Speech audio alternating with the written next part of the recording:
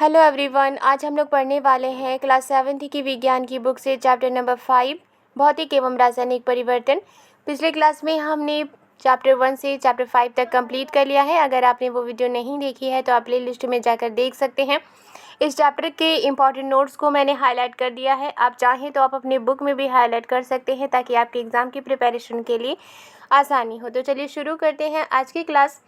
यहाँ लिखा है, हमें अपने आसपास बहुत से परिवर्तन दिखाई देते हैं। जब हम अपने आसपास देखते हैं तो बहुत सारे बदलाव हमें नज़र आते हैं। कहीं अगर पेड़ था तो पेड़ कट जाता है, कहीं अगर पहाड़ थी तो वहाँ कट करके रास्ता बना दिया जाता है।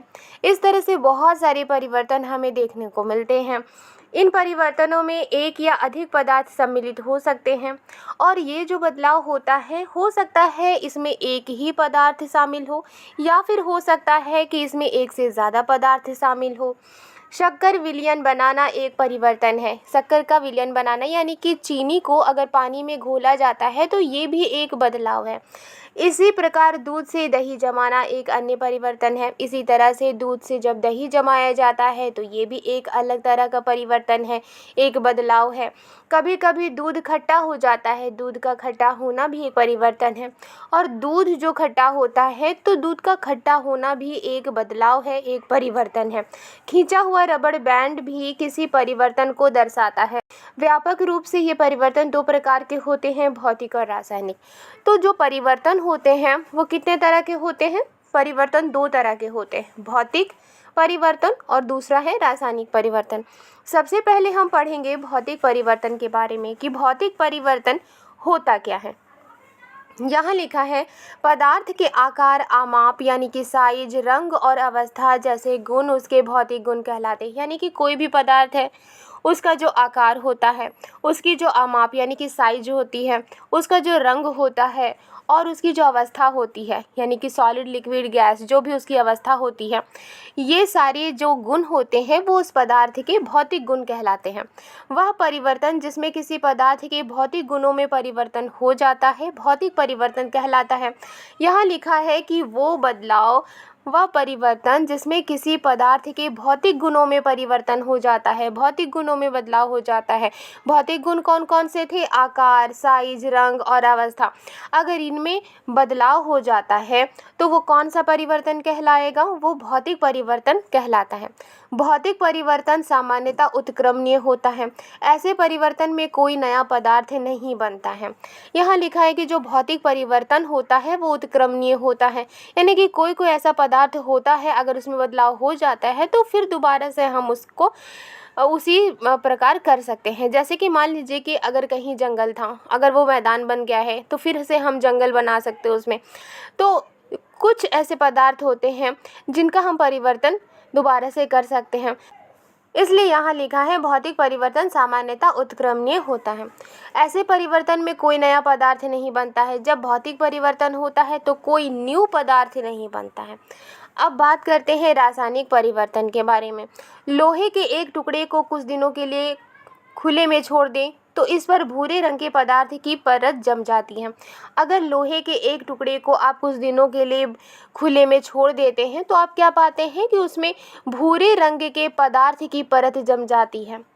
यह पदार्थ जंग कहलाता है और यह प्रक्रम जंग लगना कहलाता है। और जो लोहे के ऊपर जो भूरे कलर की जो पदार्थ होती है उसे क्या कहते हैं? उसे जंग कहते हैं। और ये जो प्रक्रम है, ये जो प्रोसेस है उसे कहते हैं जंग लगना।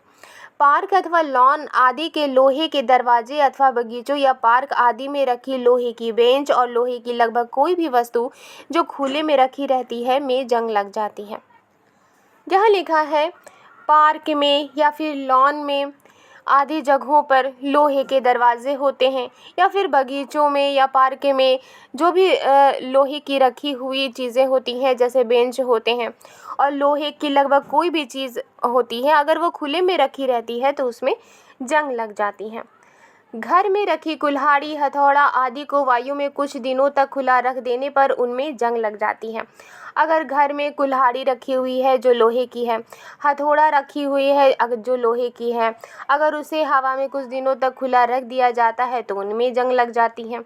रसोई में लोहे का गीला तवा कुछ समय तक खुला छोड़ देने पर उसमें जंग लग जाती है। यानी कि अगर किचन में लोहे का गीला तवा कुछ दिन समय के लिए अगर खुला छोड़ दिया जाता है, उसे सुखाया नहीं जाता है, उस तवे में जंग लग जाती है। जंग लोहा नहीं है, जंग उस पदार्थ यानी लौह से भिन्न होती है जिस पर यह लगती है। यहाँ लिखा है कि जो जंग लगती है, जंग लोहा नहीं होती है, जंग उस पदार्थ से अलग होती है। किस पदार्थ से? यानी लोहे से अलग होती है जिस पर ये लगती है। जंग अलग चीज़ है, लोहा अलग चीज़ है। लोहा जब वायु के कांटेक्ट में आता है उसमें जंग लग जाती है, और जंग अलग चीज़ है, लोहा अलग चीज़ है। ये सारे परिवर्तन क्या हैं? ये सारे परिवर्तन रासायनिक परिवर्तन हैं। यहाँ एक हिंट दी गई है, इसे भी हम लोग पढ़ लेते हैं। यहाँ लिखा है मैग्नीशियम के जलते हुए फीते अथवा तार की ओर लंबी अवधि तक देखना हानिकारक होता है। यानी कि मैग्नीशियम का फीता अगर जलता है या फिर तार जलती है तो उसे लंबे समय तक देखना नुकसानदायक होता है। किसके लिए नुकसानदायक होता है? आँखों के लिए नुकसानदायक होता है। एक अगर एक्सपेरिमेंट हम करें, अगर मैग्नीशियम की पतली पट्टी लें यानी कि फीता लें या फिर तार लेते हैं और उसे रेगमाल से साफ़ करके जब हम उसे मोमबत्ती के पास ले जाते हैं, जलते हुए मोमबत्ती के पास ले जाते हैं, तो जो मोमबत्ती की लौ होती है जब उसके सामने जाती है तो जो मैग्नीशियम का फीता होता है या तार होता है वो सफ़ेद रोशनी देते हुए जलने लगती है। पूरा जलने के बाद कुछ राख बच जाती है, कुछ पाउडर बच जाती है। ये जो राख बचती है उसे क्या कहते हैं? उसे मैग्नीशियम ऑक्साइड कहते हैं। अब ये जो रासायनिक परिवर्तन हुआ है इसके समीकरण को हम कैसे लिख सकते हैं? इसे हम लिख सकते हैं मैग्नीशियम प्लस ऑक्सीजन। यानी कि मैग्नीशियम जब ऑक्सीजन के कांटेक्ट में आता है तो क्या बनता है? मैग्नीशियम ऑक्साइड बनता है। मैग्नीशियम मीन्स Mg जिसे हम लिखते हैं, ऑक्सीजन जिसे हम O2 लिखते हैं, और इन दोनों के मिलने से, इन दोनों के रिएक्शन से क्या बनता है? एक नया पदार्थ बनता है जिसे मैग्नीशियम ऑक्साइड कहते हैं, जिसे हम MgO लिखते हैं। यहाँ लिखा है, ध्यान दें कि यहाँ लिखी समीकरण गणित में प्रयुक्त समीकरणों से भिन्न है। यानी कि ये जो समीकरण लिखी हुई है वो मैथ्स में यूज़ की जाने वाली जो फार्मूला होते हैं, समीकरण होते हैं, उनसे अलग होती हैं। इस प्रकार के समीकरणों में तीर का अर्थ है बनना या हो जाता है। ये जो तीर का निशान आप देख रहे हैं, इस तीर के निशान का मतलब ये होता है कि बन जाना या हो जाता है। मीन्स मैग्नीशियम जब ऑक्सीजन के कांटेक्ट में आता है, इनके बीच में रिएक्शन होता है और एक नया पदार्थ बनता है जिसे मैग्नीशियम ऑक्साइड कहते हैं। इसलिए जो तीर है इसका क्या मतलब होता है? इसका मतलब होता है बनना या हो जाता है। इस पुस्तक में रासायनिक समीकरणों को संतुलित करने का कोई प्रयास नहीं किया जा रहा है और ना ही यह छात्रों से अपेक्षित है। यानी कि इस चैप्टर में सिर्फ आप समीकरण के बारे में पढ़ेंगे कि दो पदार्थों के मिलने से कौन सा नया पदार्थ बनता है।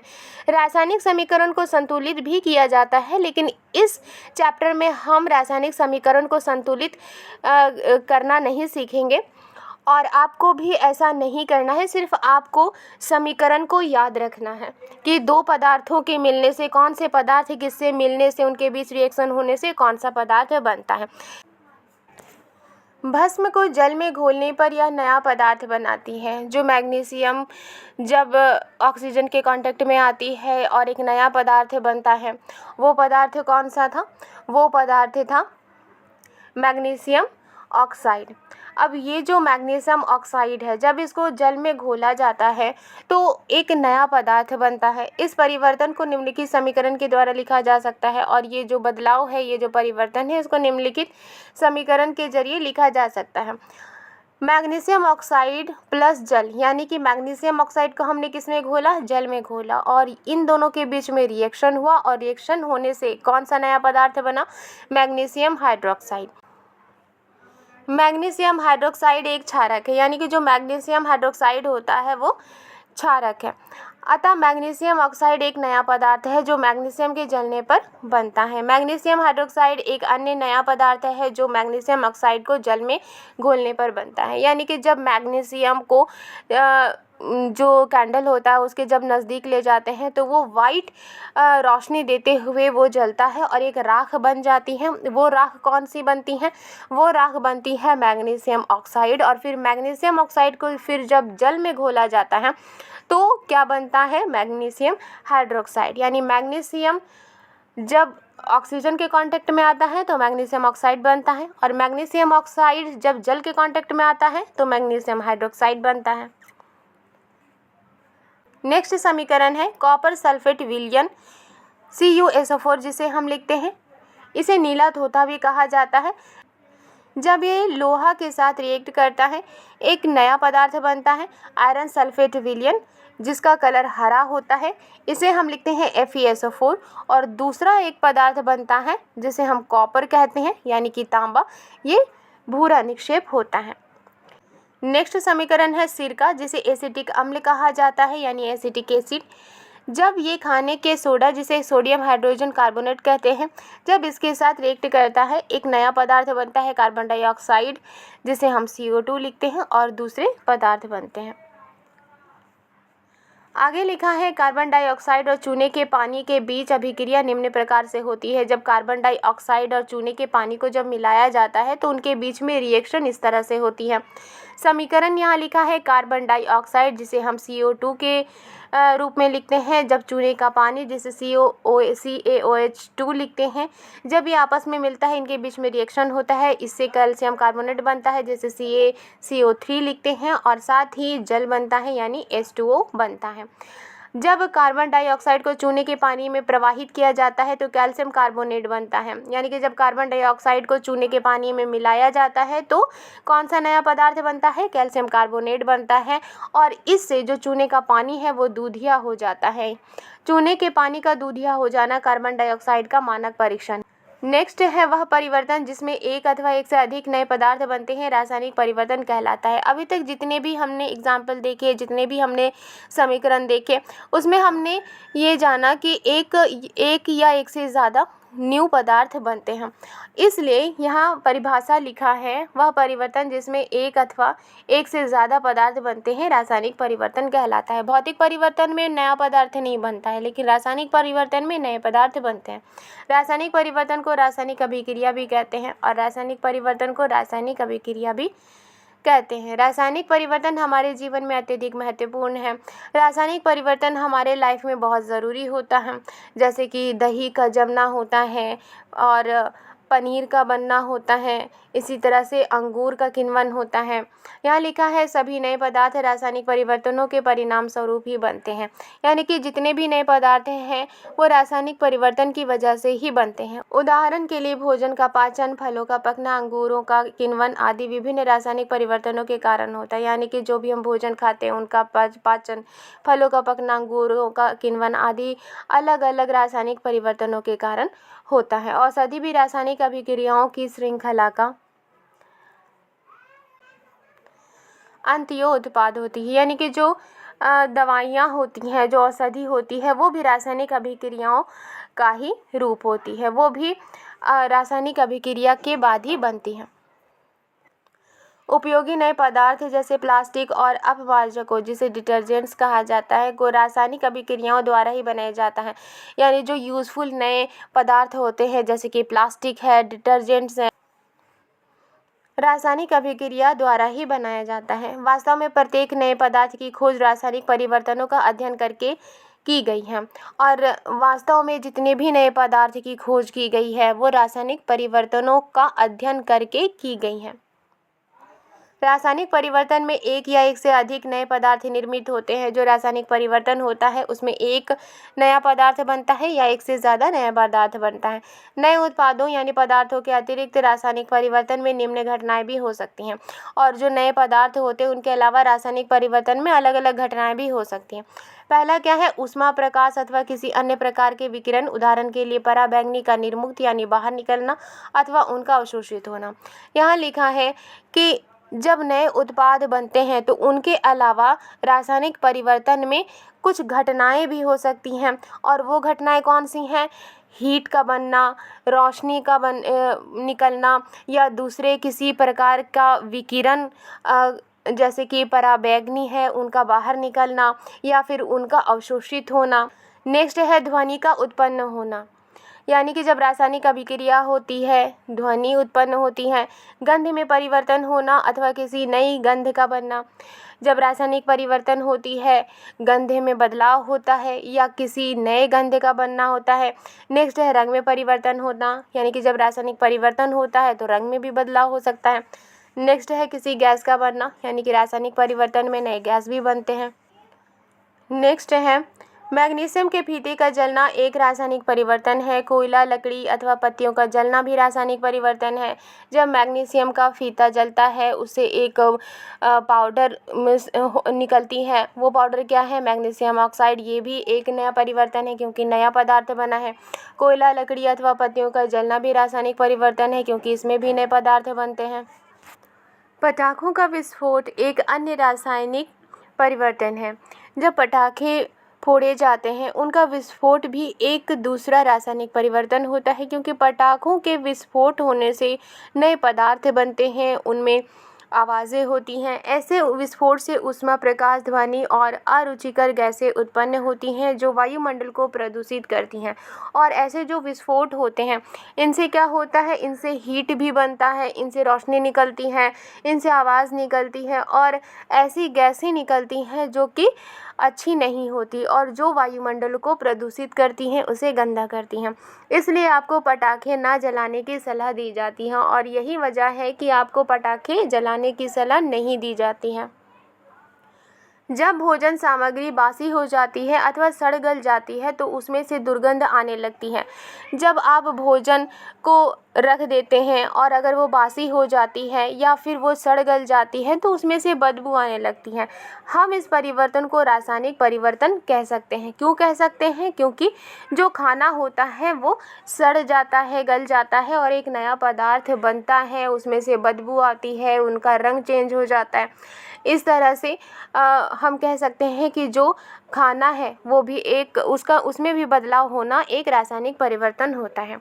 नेक्स्ट है सुरक्षात्मक आवरण। यहाँ पर क्या लिखा है? आपने वायुमंडल में ओजोन की परत के बारे में अवश्य सुना होगा। हमने वायुमंडल के बारे में पढ़ा है और हमने ओजोन परत के बारे में भी पढ़ा है। यह हमें सूर्य के प्रकाश में उपस्थित हानिकारक पराबैंगनी विकिरण से बचाती है। और जो ओजोन परत होती है वो क्या करती है? वो सूरज के प्रकाश में जो उपस्थित हानिकारक पराबैंगनी अल्ट्रावायलेट रेज होती है उससे हमें बचाती है। ओजोन पराबैंगनी विकिरण को अवशोषित कर लेता है और ऑक्सीजन में परिणत हो जाती है। और जो ओजोन परत होती है वो किस तरह से पराबैंगनी विकिरण को यानी कि अल्ट्रावायलेट रेज को किस तरह से वो उससे किस तरह से बचाती है?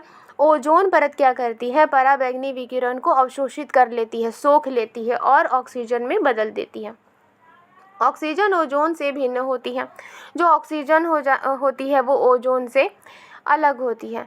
क्या हम ओजोन के अपघटन को रासायनिक परिवर्तन कह सकते हैं? बेशक हम ओजोन के अपघटन को रासायनिक परिवर्तन कह सकते हैं। अगर ओजोन परत पराबैंगनी किरण को सोखता नहीं है, अगर वो अवशोषित नहीं करता है तो क्या होगा? यदि ओजोन द्वारा पराबैंगनी विकिरण अवशोषित नहीं होती तो वह पृथ्वी की सतह पर पहुंचकर हमें और अन्य जीवों को हानि पहुंचाती। अगर ओजोन परत के जरिए पराबैंगनी विकिरण अवशोषित नहीं होती, सोखी नहीं जाती, तो वो पराबैंगनी विकिरण पृथ्वी की सतह पर पहुंचकर इंसानों को और दूसरे जीवों को नुकसान पहुंचाती। ओजोन इस विकिरण से हमें सुरक्षा प्रदान करने में प्राकृतिक आवरण की तरह कार्य करता है और जो ओजोन परत है वो इस विकिरण से यानी पराबैंगनी विकिरण से हमें सुरक्षा प्रदान करता है। और किस तरह का ये आवरण है? ये एक प्राकृतिक आवरण। यदि सेब को काटने के बाद तत्काल ना खा लिया जाए तो उसके कटे हुए टुकड़े भूरे रंग के हो जाते हैं। अगर सेब को काटने के बाद अगर उसे तुरंत नहीं खाया जाता है तो उसके जो कटे हुए टुकड़े होते हैं वो कटे हुए टुकड़े भूरे रंग के हो जाते हैं, यानी कि उनका जो कलर होता है वो चेंज हो जाता है। ऐसी प्रत्येक स्थिति में रंग का परिवर्तन वास्तव में किसी नए पदार्थ अथवा पदार्थों के बनने के कारण होता है, और ऐसे हर एक स्थिति में अगर रंग बदल जाता है वास्तव में किसी नए पदार्थ या पदार्थ के बनने की वजह से होता है। कैसे बनता है ये हम आगे पढ़ेंगे। यहाँ लिखा है पादप यानी पौधे अपना भोजन प्रकाश संश्लेषण नामक प्रक्रम द्वारा स्वयं बनाते हैं, यानी कि जो पौधे होते हैं वो अपना भोजन कैसे बनाते हैं, प्रकाश संश्लेषण के प्रक्रम द्वारा बनाते हैं। यानी जब पौधे खाना बनाते हैं उन्हें खनिज की ज़रूरत होती है, जल की ज़रूरत होती है, कार्बन डाइऑक्साइड की ज़रूरत होती है, सूर्य के प्रकाश की ज़रूरत होती है, क्लोरोफिल की ज़रूरत होती है, और इस तरह से वो प्रकाश संश्लेषण के जरिए खाना बनाते हैं। हम प्रकाश संश्लेषण को रासायनिक परिवर्तन कह सकते हैं, और हम चूँकि जो प्रकाश संश्लेषण होता है उससे एक नया पदार्थ बनता है, इसलिए हम प्रकाश संश्लेषण को रासायनिक परिवर्तन कह सकते हैं। नेक्स्ट है अम्ल और क्षारक को परस्पर मिलाकर उदासीन किया था। यानी कि हमने पिछले चैप्टर में क्या पढ़ा था कि जब अम्ल और क्षारक को मिलाया जाता है, एसिड और बेस को जब मिलाया जाता है तो वो एक दूसरे के इफ़ेक्ट को ख़त्म करते हैं, और जो अम्ल और क्षारक होता है चूँकि एक दूसरे के इफ़ेक्ट को ख़त्म करते हैं तो वो उदासीन होते हैं। उदासीनीकरण की अभिक्रिया रासायनिक परिवर्तन है, और जो उदासीनीकरण की अभिक्रिया है रासायनिक परिवर्तन है। क्यों? क्योंकि अम्ल और क्षारक के मिलने से उदासीन हो जाते हैं, वो एक दूसरे के इफेक्ट को ख़त्म कर देते हैं, एक नया पदार्थ बन जाता है, इसलिए जो उदासीनीकरण है एक रासायनिक प्रक्रिया होती है। नेक्स्ट है लोहे में जंग लगना। लोहे में जंग लगना कैसा होता है? जब हम लोहा को देखते हैं जब वो खुले में रहता है तो उसके ऊपर जंग लग जाती है। जंग लगने की घटना यह एक ऐसा परिवर्तन है जो लोहे की वस्तुओं को प्रभावित करता है और धीरे धीरे उन्हें नष्ट कर देता है। जो जंग लगती है जब लोहे में, तो वो एक ऐसा परिवर्तन है, वो एक ऐसा बदलाव है जो लोहे की वस्तुओं को यानी कि लोहे की चीज़ों को इफ़ेक्ट करता है और धीरे धीरे उन्हें नष्ट कर देता है। चूँकि लोहे का उपयोग सेतु यानी पुल, जहाज, कार, ट्रक आदि का ढांचा बनाने में और अन्य कई वस्तुओं को बनाने में किया जाता है, अतः जंग लगने के कारण होने वाली आर्थिक हानि बहुत अधिक होती है। यहाँ लिखा है चूँकि जो लोहे होते हैं उनसे बहुत सारी चीज़ें बनाई जाती हैं, जैसे कि पुल बनाया जाता है, जहाज़ बनाए जाते हैं, कार, ट्रक और ट्रक के ढांचे बनाए जाते हैं, और इसी तरह से बहुत सारी चीज़ें बनाई जाती हैं। और जो जंग होता है, जंग लगने की वजह से आर्थिक हानि भी बहुत होती है। जंग लगने की प्रक्रिया को निम्नलिखित समीकरण द्वारा व्यक्त किया जा सकता है। जो जंग लगती है चूँकि वो भी एक रासायनिक प्रक्रिया होती है, रासायनिक अभिक्रिया होती है, इसलिए हम इसके समीकरण को इस तरह से लिखेंगे। लोहा जिसे हम Fe लिखते हैं, ऑक्सीजन जिसे O2 लिखते हैं, और जल जिसे H2O लिखते हैं, जब ये आपस में मिलते हैं तो नया पदार्थ बनता है जिसे हम जंग कहते हैं। जंग को क्या कहा जाता है? आयरन ऑक्साइड, जिसे हम Fe2O3 लिखते हैं। यहाँ लिखा है जंग लगने के लिए ऑक्सीजन और जल यानी अथवा जलवाष्प दोनों की उपस्थिति अनिवार्य है। जलवाष्प मीन्स वाटर वेपर। यहाँ लिखा है कि जंग लगने के लिए ऑक्सीजन का होना ज़रूरी है और वाटर वेपर का यानी जलवाष्प का होना ज़रूरी है। वास्तव में यदि वायु में आर्द्रता की मात्रा अधिक हो अर्थात नमी अधिक हो तो जंग जल्दी लगती है। यानी कि जब हवा में नमी ज़्यादा होती है, आर्द्रता जब ज़्यादा होती है तो जंग जल्दी लगती है। यहाँ लिखा है हम जंग लगने से रोकथाम कैसे कर सकते हैं, वो कौन से उपाय होते हैं जिससे कि हम जंग लगने से रोक सकते हैं। लोहे की वस्तुओं को ऑक्सीजन अथवा जल अथवा दोनों के संपर्क में आने से बचाकर ही ऐसा किया जा सकता है।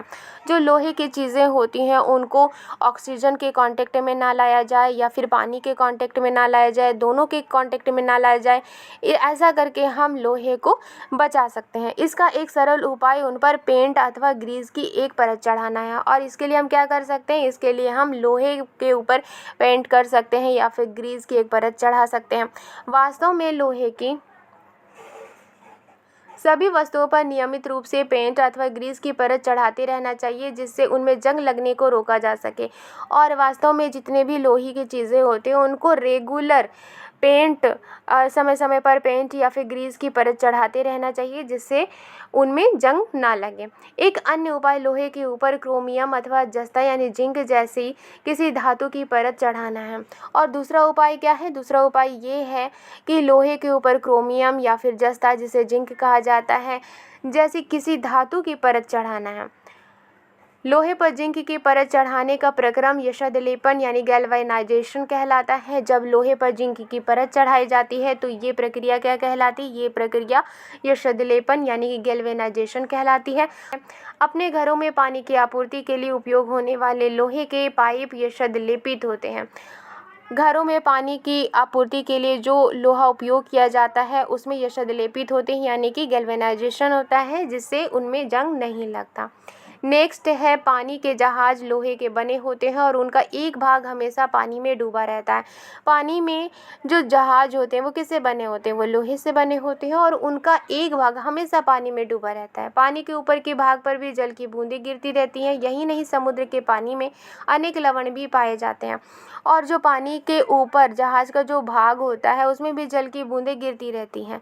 और समुद्र के पानी में बहुत सारे लवण भी पाए जाते हैं। लवण युक्त जल जंग लगने के प्रक्रम की दर को बढ़ा देते हैं, यानी कि जो पानी होता है, जो नमक जिस पानी में होता है वो क्या करता है? जंग लगने के जो प्रोसेस होते हैं उसकी दर को बढ़ा देते हैं। अतः जहाज़ों पर पेंट करने के बाद भी उन्हें जंग लगने से काफ़ी क्षति होती है और इसीलिए जहाज़ों पर पेंट किया भी जाता है, लेकिन उसके बावजूद भी जंग लगने से काफ़ी नुकसान होता है।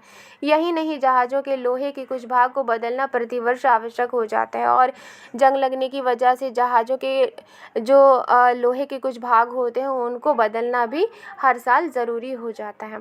अब हम पढ़ेंगे क्रिस्टलीकरण के बारे में कि क्रिस्टलीकरण क्या होता है। साधारण नमक यानी लवण को समुद्र जल के वाष्पन द्वारा प्राप्त किया जा सकता है। जो साधारण नमक होता है जिसे हम लवण कहते हैं, उनको समुद्र के जल से हम प्राप्त कर सकते हैं। समुद्र के जल से कैसे प्राप्त कर सकते हैं? उसे वाष्पन द्वारा, यानी कि जो समुद्र का जल है उसको गर्म किया जाता है, पानी भाप बनकर उड़ जाता है और जो बचता है वो साधारण नमक होता है।